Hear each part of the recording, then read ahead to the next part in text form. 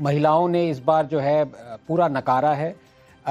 Lawlessness थी, वही नहीं था। आरजी कार का आप देखिए जो खड़ी हुई हैं उनकी माता श्री, वो अब जीत रही हैं, 5000 वोटों से जीत रही हैं। हाँ। और दूसरा इतना ज्यादा अपीजमेंट जो कि खुद उन्होंने एक्सेप्ट किया है। ममता जी का ये वो है, बोला उन्होंने कि अगर एक गाय से दूध लेते हो तो उसकी किक्स को भी सहना पड़ेगा आपको, ये कह रखा है उन्होंने। और आप पूरा मतलब वो तो डॉक्यूमेंटेड है, ऐसी बात नहीं है, लेकिन अभी मैं फिर भी ये कहूंगा, तो ये मतलब पश्चिम बंगाल में मुस्लिम आबादी गाय की तरह थी ममता। उन्होंने कहा ये अगर गाय दूध देती है तो उसके किक्स भी लेने पड़ेंगे आपको। और आप खुद जानते हैं जो किक्स सरकार को लग रहे थे कि वहां की बाकी की जनता को लग रही थी?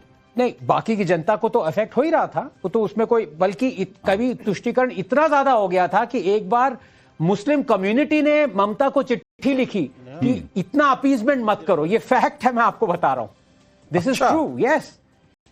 लेकिन इस पे आप आएंगे ना, एक यूनिटी की भी बात होती है। अगर आप देखें अभी परसेंटेज वोट जो पड़ा है वो बीजेपी को अभी आई थिंक 44.2% पड़ा है, बिल्कुल। टीएमसी को 41% पड़ा है। 3% के आसपास का फासला देखिए, हाँ 3% का फासला है। कांग्रेस और कम्युनिस्ट मिला के 7% पड़ा है। वही मैं कह रहा था, बहुत नुकसान। तो अगर ये यूनिटी ये खुद दिखाते तो हो सकता है ये हाल। अभी वही कह रहा हूं, कैविएट ये है कि अभी सिर्फ 19% वोट काउंट हुए हैं, लेकिन आगे चलते हुए इन्होंने ये बहुत कैटास्ट्रोफिक मिस्टेक्स करी हैं। बिल्कुल। हमारे साथ एसके दत्ता भी जुड़ गए हैं और अश्विनी मिश्रा भी जुड़ गए हैं, जो कि कांग्रेस के नेता हैं। अश्विनी मिश्रा के पास चलते हैं। अभी जो आनंद रंगनाथन कह रहे थे अश्विनी जी कि अगर विपक्ष ने वहां थोड़ी भी एकजुटता दिखाई होती तो हो सकता है कि अभी स्क्रीन पे जो हम नीचे देख रहे हैं आंकड़े, ये आंकड़े कुछ और कहानी कह रहे होते। कम से कम इतनी बड़ी हार तो नहीं होती। हार अगर हुई भी होती तो कम से कम ऐसी हार तो नहीं होती। तो पहले तो विपक्ष को सबक सीखना होगा इस नतीजे से, या इन आंकड़ों से। नतीजे तो मैं अभी नहीं कहूंगा क्योंकि अभी रुझान ही है, तो लेकिन इन आंकड़ों से विपक्ष को जो सबक सीखने की जरूरत है, बार बार की हार के बावजूद वो सबक क्यों नहीं सीख पा रहे हो? अच्छा, एक मैं और ऐड कर दूं, अश्विनी जी ने इससे पहले आए। देखिए, मुस्लिम्स का जो वोट है ना वो स्प्लिट नहीं हुआ है। अगर अभी मैं आपके पहले मैंने बात देखें तो वो नोटा से कम वोट पड़े एआईएमआईएम। यस। 15, 17, 50 ऐसे 5 राउंड के बाद एआईएमआईएम के लोगों को 50 और 100 वोट भी नहीं मिल पा रहे। एआईएमआईएम की जो मौजूदगी है वो वोट काट के बीजेपी को फायदा नहीं पहुंचाती है, और उसकी मौजूदगी से काउंटर जो पोलराइजेशन होता है उससे बीजेपी को फायदा होता है। हाँ, बिल्कुल सही कहा आपने। अभी हमने गुवाहाटी की तस्वीरें आपको दिखाई और किस तरीके से जो बीजेपी के कार्यकर्ता हैं, कितना जोश और कितना उल्लास दिखाई दे रहा है। नहीं हो तो बीजेपी नहीं जीती। आपने कर दिया बिल्कुल सही। आप तो ऐसे नहीं सुनिए, लेकिन मुझे लगता है कि ये कुछ ज्यादा सिंपलीफाई करके देखना है। इस पर मैं 2 लाइन बोलना। देखिए, क्या है, सवाल पूछा, जवाब बीजेपी के वोट का इस समय बात, मुस्लिम वोट के 2 ट्रेंड है। पहला है कि हमको बीजेपी को हराना है, उसके लिए वोट करते हैं। उसमें अगर उनको अपना कोई विकल्प मिल गया तो फिर उसके पक्ष में वो जा रहे हैं, जिसे बिहार में या महाराष्ट्र के लोकल सेल्फ गवर्नमेंट में आया है। ये 2 इस समय मुस्लिम वोट का ट्रेंड है, उसको देख के अनुमान लगाइए। और ये जो कह रहे हैं इस बार ओवैसी से बीजेपी को महाराष्ट्र के लोकल सेल्फ गवर्नमेंट में डायरेक्ट क्षति हुई है। आपको मैंने 3-3, 4-4 नगर निगम में बीजेपी को उन्होंने क्षति पहुंचाया है। इसलिए ये एक बहुत हल्के में कह दिया जाता है कि वो ऐसा हो जाता है। एक लास्ट मेरा कहना है जो राशिद जी ने कहा, क्योंकि राशिद जी भी तो एक बार मैं अश्विनी मिश्रा से जो सवाल लिया था अधूरा रह गया। अश्विनी जी ये जो सबक है, ये यहां जो विश्लेषण करने के लिए लोग बैठे हुए हैं उनको समझ में आती है। जो लोग पॉलिटिक्स की थोड़ी कम समझ रखते हैं वो भी आंकड़े देखकर समझ जाते हैं कि यार अगर ऐसा होता तो ऐसा हो जाता। मतलब ये सीधा सीधा गणित जो दिखता है वो आपके नेताओं को और विपक्ष के लोगों को क्यों नहीं दिखता?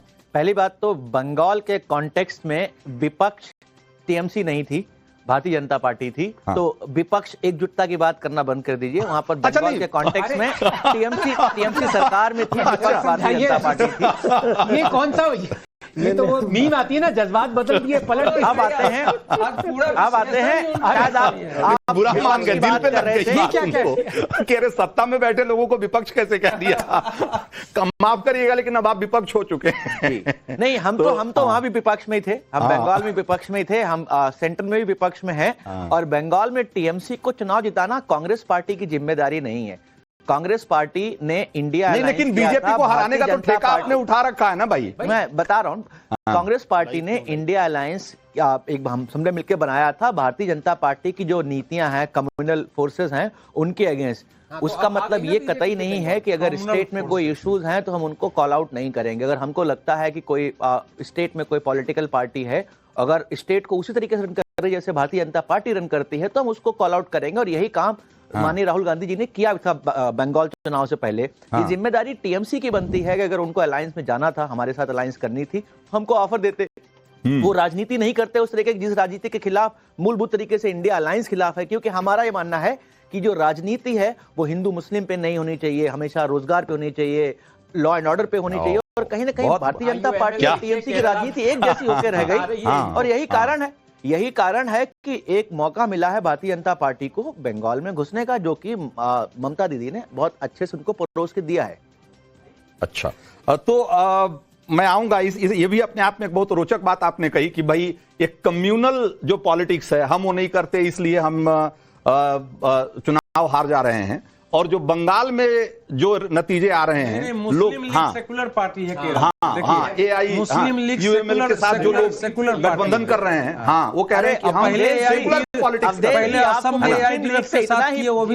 आपको कल से मैं सुन रहा हूँ मुस्लिम लीग से बहुत प्यार है। आप मुझे ये बता दीजिए, अगर मुस्लिम लीग ऐसी ही खराब थी, भारतीय जनता पार्टी के अडवाणी जी जिन्ना की मजार पे जाके मत्था टेक के क्यों आए? वो तो मुस्लिम लीग वाली थी जो हमारा बंटवारा करके गए थे। बीजेपी भारतीय जनता पार्टी का जब 1980 में गठन हुआ था, उसके सबसे बड़े फंडर जिन्ना के पर पोते हैं। तो आप कभी कभार भारतीय जनता पार्टी तरफ भी चला घुमा के देख लिया करिए कि उनको मुस्लिम लीग से कितना प्यार है। हिंदुस्तान की सारी पार्टियां टीएमसी की सुजाता मंडल हमारे साथ जुड़ गई हैं। हमारा संविधान नहीं बोलता है कि आप राजनीति करें धर्म के नाम पर। तो जो भी पॉलिटिकल पार्टियां हिंदुस्तान में सपोज टू बी सेकुलर होनी चाहिए। 2004 से 12 तक वही दशा नहीं आता कि तुम्हारे मंगलसूत्र छीन लेंगे। ये बड़ा सेकुलर स्टेटमेंट है। मंगलसूत्र छीनना सेकुलर स्टेटमेंट है। वो तुम्हारे सारे घर ले जाएंगे, तुम्हारी सारी प्रॉपर्टी ले जाएंगे, ज्यादा बच्चे हैं, ये आपको बड़ा सेकुलर लगता होगा। आप पीला पहन के आ गए, इसका मतलब ये नहीं है कि आप हमारे ड्रेस पर आपको क्या है?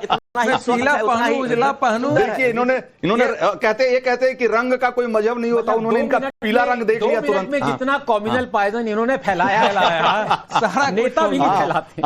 हमारे सहयोगी अमित हमारे साथ जुड़े हुए हैं। हाँ अमित, आप कुछ कहना चाह रहे हैं? मैं ये जो कह रहा हूँ, जो सेकुलर वाली बात और सांप्रदायिक वाली बात जो हो रही है, सांप्रदायिक अगर चलिए इधर हो रहा है, मैं ये बोल रहा हूँ कि हम लोग ने भी बहुत इलेक्शंस कवर किए हैं। बिहार के इलेक्शन हो या लोकसभा के चुनाव, जब हम लोग कोई मुस्लिम लोग के पास जाते थे या उनके बात करते थे या जहां पे ग्रुप होता था, तो उन्हें यह बताया जाता था कि भाई आप एकजुट हो जाइए, क्योंकि अगर आप एकजुट नहीं होंगे तो बीजेपी जो है देश में हिंदू राष्ट्र घोषित कर देगा। तो ये किस तरह की बात थी। दूसरी बात, बंगाल में दुर्गा पूजा और मुहर्रम साथ पड़ गया, तो मुहर्रम के चलते दुर्गा पूजा का विसर्जन एक दिन डिले कर दिया गया। तो ये सब चीजें सांप्रदायिक नहीं है, ये सब सेकुलरिज्म का पार्ट है। ये अजीब सी चीजें होती है, क्योंकि मुझे लगता है कि मैं और नहीं, संभवतः यही बात है, नहीं यही बात है जो पश्चिम बंगाल समेत देश के ज्यादातर राज्यों में लोगों को चुभती है। नहीं वही भाई ये किस तरह की पॉलिटिक्स है। रंजीत जी यही होता है। मैं वही बात कह रहा था। मैं आऊंगा इस पर लौट के आऊंगा, लेकिन जरा सुजाता के पास चलते हैं। सुजाता मंडल हमारे साथ जुड़ गई हैं। सुजाता जी, अभी भी आपको उम्मीद बाकी है इन आंकड़ों को, इन रुझानों को देखने के बाद? अभी भी लग रहा है, थोड़ी देर पहले ममता बनर्जी ने कहा कि अभी घबराने की जरूरत नहीं है, एकदम डटे रहिए, अभी 4-5 राउंड की गिनती हुई है, अभी तो बहुत लंबी लड़ाई है और हम जीतेंगे। अभी भी आपको लगता है करीब 5-5.5 घंटे के आसपास काउंटिंग हो चुकी है, क्या आपको लगता है कि अभी भी कोई उम्मीद बाकी है टीएमसी के लिए? देखिए, उम्मीद तो सकता है। उम्मीद तो लाइफ में आप जितना दिन जिंदा रहोगे उतना दिन छोड़ना नहीं चाहिए, क्योंकि उम्मीद से हम लोग जीवन में आगे बढ़ते हैं। तो आज मतलब जनता जनार्दन का आशीर्वाद मतलब भाजपा के पास गया, तो उन लोगों को बधाई है, क्योंकि जनता जनार्दन जिसके साथ देगा, बधाई दे दी आपने, यानी कि यही रूल्स है। ठीक है, तो मतलब जैसे आप सोचिए 2019 में 303 सीट मिला भाजपा को सेंट्रल में, उसके बाद 240 में उतर गया 2024 में, तब भी सत्ते में है दो पार्टी का हाथ पकड़ के, चंद्रबाबू नायडू का, नीतीश कुमार का। तो मतलब सभी हो सकता है। मतलब आज अगर पश्चिम बंगाल में जनता जनार्दन भाजपा को आशीर्वाद किया है, तो ऐसा सोच समझ के किया है कि बंगाल में शायद इससे भी ज्यादा उन्नयन होगा, इसके भी ज्यादा जनता जनार्दन खुश रहेगा, बंगाल शायद पश्चिम बंगाल वो इंडिया का नंबर 1 राज्य बनाएगा, जो बोला है वो लोग ये सोच के ही दिया है। तो इसके बाद हम लोग को देखने के लिए तैयार है कि पश्चिम बंगाल देश का सबसे पहला स्टेट बने, सबसे ज्यादा उन्नयन हो, सबसे ज्यादा काम हो, सबसे ज्यादा सुरक्षा हो। जो सोच के जनता जनार्दन दिया है उन लोगों का बातें सुन के वही तो हम ये लोग आपको ये भी लगता है कहीं सुजाता मंडल की ये सारी जो चीजें आप गिना रही हैं कि ज्यादा उन्नयन हो, ज्यादा सुरक्षा हो, ज्यादा महिलाओं के लिए अच्छा माहौल हो, ये सब कुछ आप देने में शायद कहीं कमी रह गई, कुछ चूक हो गई? देखिए, बहुत साल अगर कोई भी पार्टी रहेगा तो जनता के मन में, किसी का मन में खुशी रहेगा, किसी का मन में नाखुशी रहेगा, ये तो होता ही है। मैं तो आपको यही बोल रही हूँ कि हम लोग इतना दिन 2011 से सत्य में है, भाजपा जैसे मतलब वामफ्रंट जैसा इतना बड़ा पार्टी को 35 इयर्स को हम लोग खत्म करके 2011 में सत्य में आए। उसके बाद आज जनता जनार्दन का साथ शायद मतलब टीएमसी से छोड़ के भाजपा के पास जा रहा है। ऐसे तो होता ही है, कोई तो मतलब आपका ये अच्छी बात है कि आपने ग्रेसफुली इस बात को स्वीकार किया। हाँ, वो ये कहने से चूक गई कि शुभेंदु अधिकारी भी पहले तृणमूल में